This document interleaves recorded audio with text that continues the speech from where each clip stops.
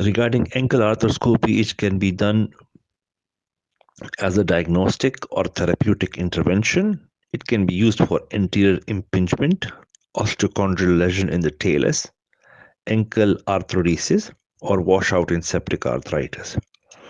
Three portals are used. First is anteromedial portal.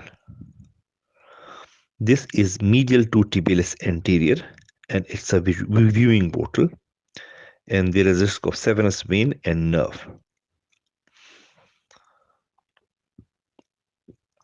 Then is anterolateral portal, which is lateral to peroneus tertius, which is supplied by deep peroneal nerve, and there is a risk of superficial branch of peroneal nerve injury, especially dorsal intermediate cutaneous branch.